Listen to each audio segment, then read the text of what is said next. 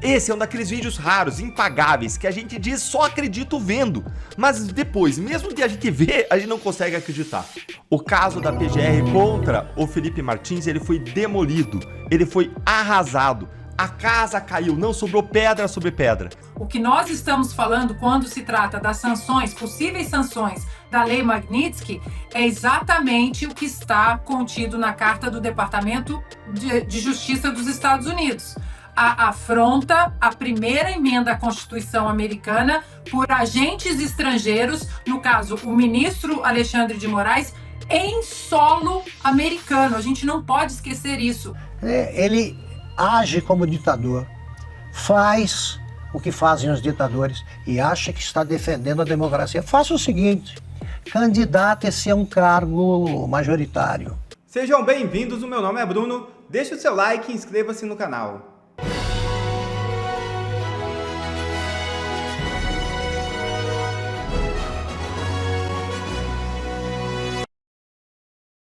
Zambelli surpreende e muda de estratégia. É isso mesmo.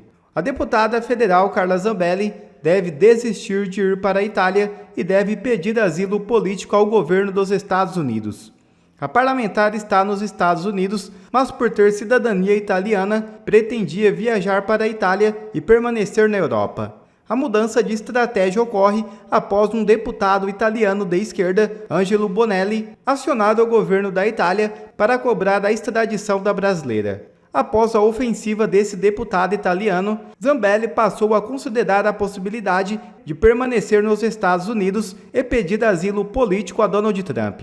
O asilo nos Estados Unidos deverá ser conseguido até com certa facilidade, notadamente porque o mandado de prisão foi expedido pelo ministro Alexandre de Moraes, autoridade que perdeu totalmente o respeito do governo americano.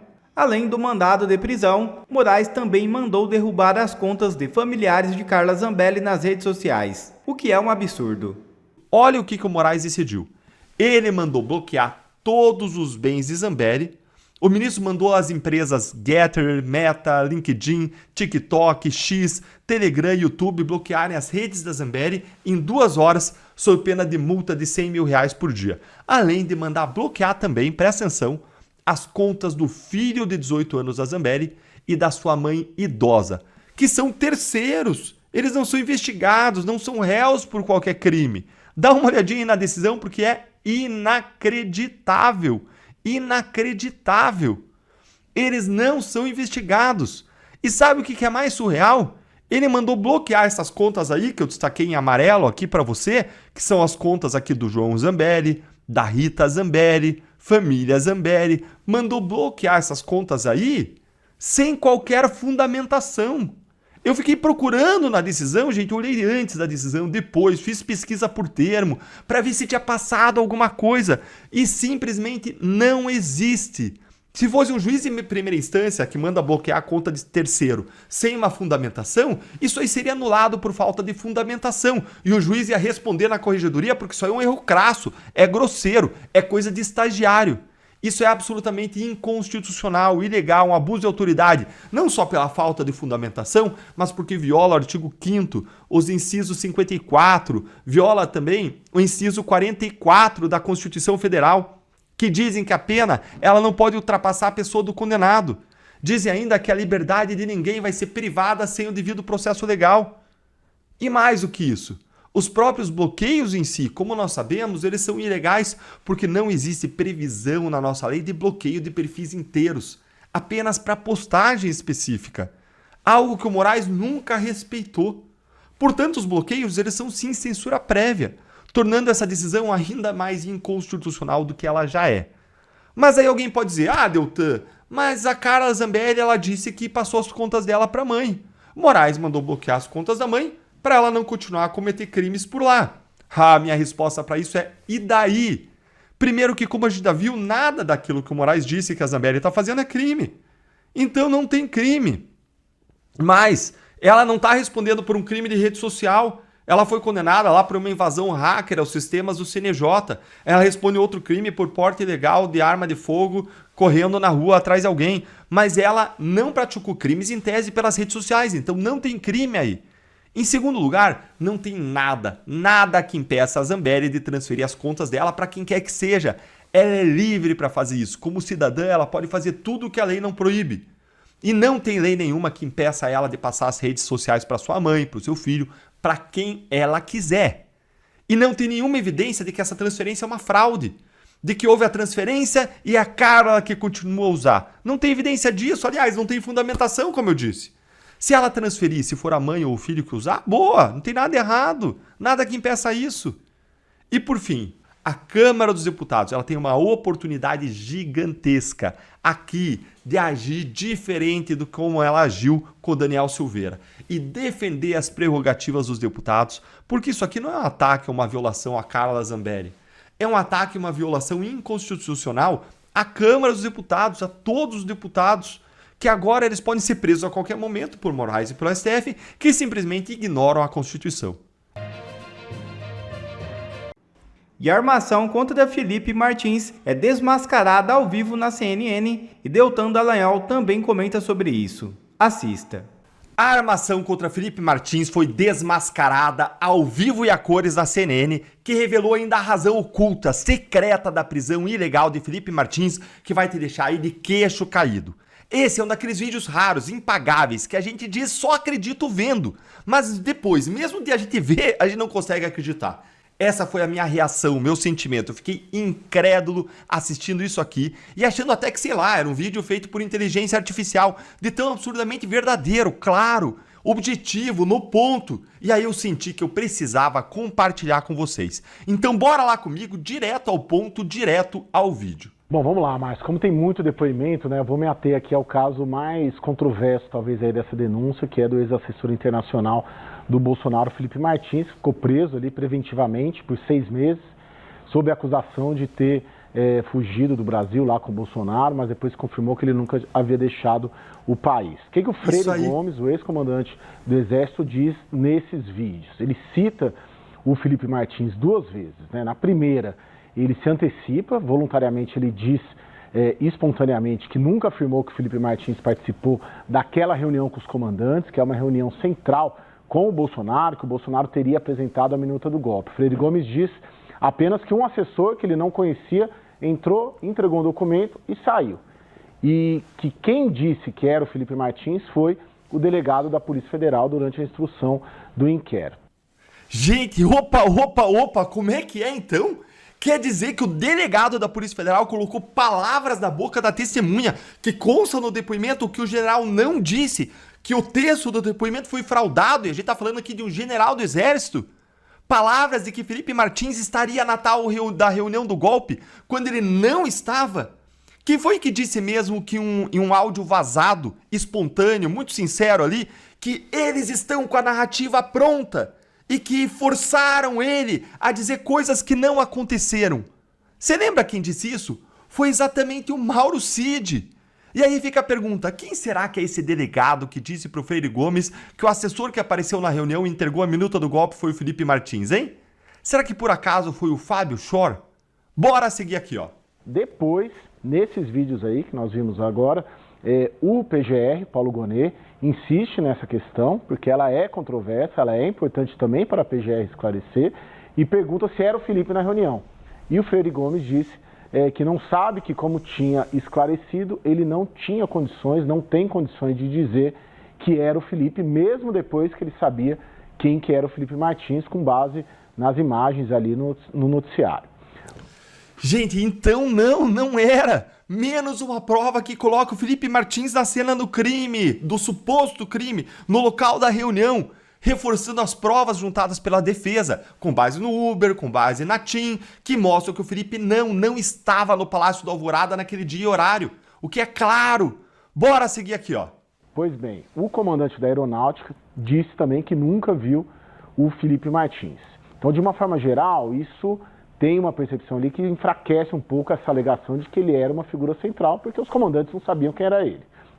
Gente, isso aqui é claro, isso aqui demole completamente a narrativa da Polícia Federal, da PGR, do STF. Isso acaba com tudo, gente. Como é que o Felipe Martins seria mentor e líder, então, do núcleo jurídico do golpe, se nem mesmo os comandantes das Forças Armadas sabiam quem que ele era?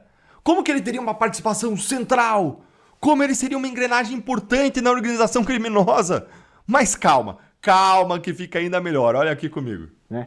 Juntando essas falas com os depoimentos do Anderson Torres, ex-ministro da Justiça, que diz que nunca participou de reunião com o Felipe Martins, e o próprio Jair Bolsonaro, que nega também, essa tese da PGR pode vir a ser fragilizada e justamente essa acusação, né? Reforçando aí o que muitos acham, não necessariamente bolsonaristas, que ele só foi denunciado porque prenderam ele para tentar tirar uma delação premiada dele e não conseguiram, e agora precisa denunciar para justificar essa prisão preventiva de 6 meses. Na Lava Jato era assim também.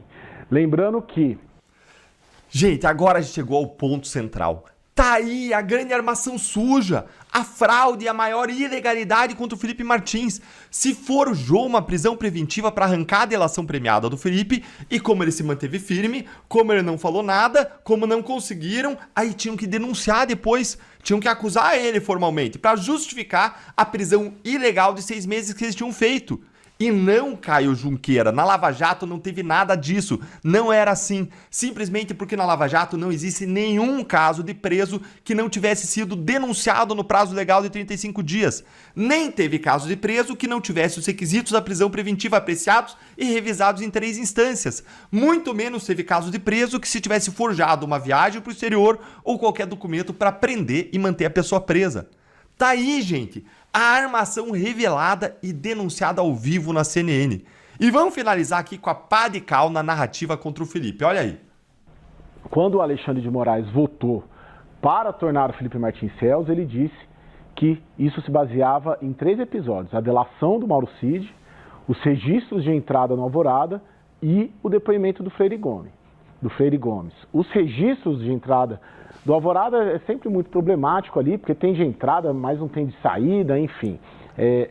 De alguma maneira, a própria geolocalização ali que as defesas apresentaram de algumas empresas, de aplicativos, elas não confirmam.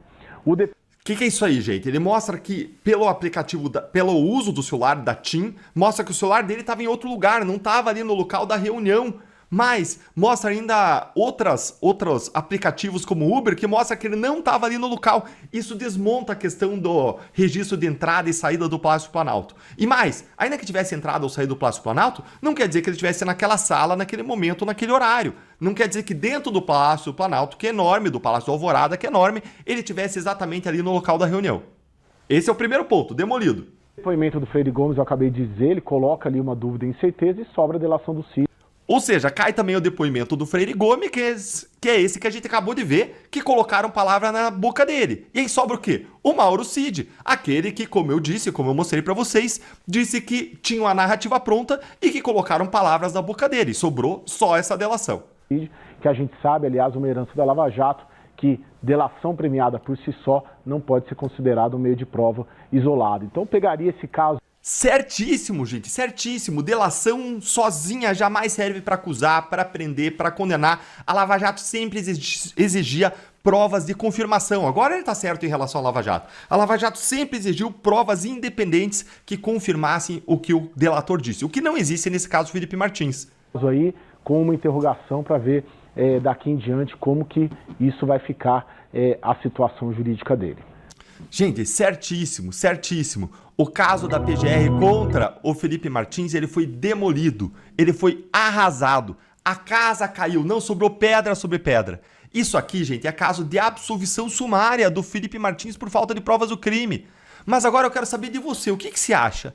Você acha que a STF vai fazer a coisa certa e vai absolver o Felipe ou vai condená-lo para salvar o Moraes do vexame? E mídia americana destaca ações do governo Trump contra Moraes. Veja a reportagem da Revista Oeste.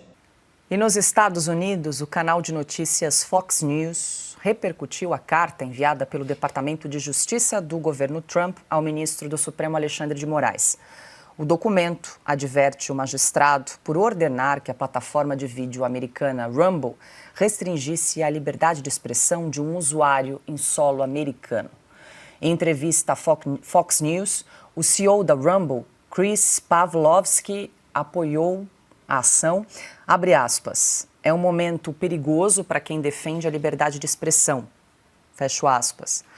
A carta, repercutida pela emissora americana, afirma que países estrangeiros não podem violar a primeira emenda, que protege todos os que vivem nos Estados Unidos de leis federais que inibam o direito à liberdade de expressão.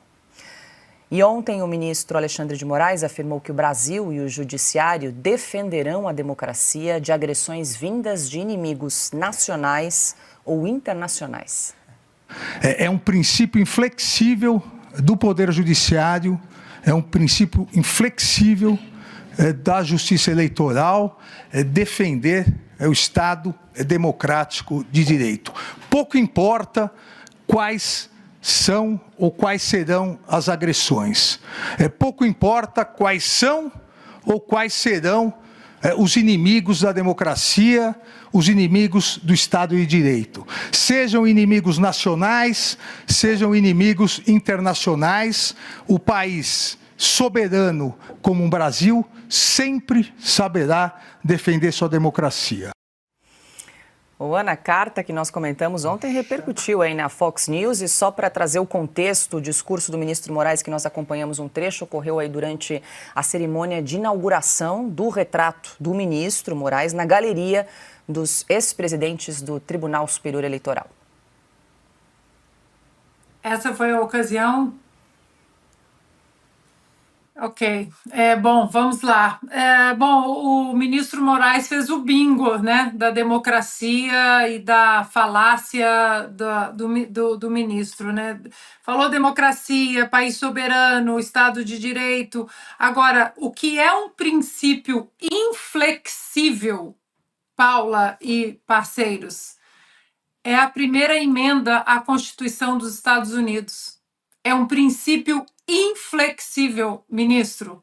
Eu vi que, enquanto comentávamos sobre a discussão no Supremo do artigo 19 no Brasil, muitas pessoas no chat falando: mas a lei Magnitsky vai demorar, não está dando em nada, olha aí a censura. É preciso entender que o Brasil ou os Estados Unidos não vão interferir nas discussões políticas, legislativas ou até do próprio executivo de assuntos domésticos do povo brasileiro. O que nós estamos falando quando se trata das sanções, possíveis sanções da lei Magnitsky, é exatamente o que está contido na carta do Departamento de Justiça dos Estados Unidos. A afronta à primeira emenda à Constituição americana por agentes estrangeiros, no caso, o ministro Alexandre de Moraes, em solo americano. A gente não pode esquecer isso, em solo americano. Os americanos acreditam, e por isso a primeira emenda é a primeiríssima emenda à Constituição, eles acreditam que há direitos que foram dados a cada cidadão no mundo, mas principalmente os americanos, já que eles estavam falando sobre a Constituição daquela nação, direitos, e isso está escrito literalmente na própria Declaração de Independência dos Estados Unidos, direitos inalienáveis dados pelo Criador, dados por Deus, não por um monarca, não por um governo, não por um presidente ou quem quer que seja. Portanto, a primeira emenda à Constituição dos Estados Unidos, essa, ministro, é um princípio inflexível. E no caso das sanções Magnitsky, os americanos não estão atacando nem a soberania brasileira, nem o Supremo Tribunal Federal, mas sim o CPF de uma pessoa que usa o seu poder hoje dentro da Suprema Corte do Brasil para perseguir residentes ou americanos em solo americano. Tem nada a ver com o Brasil.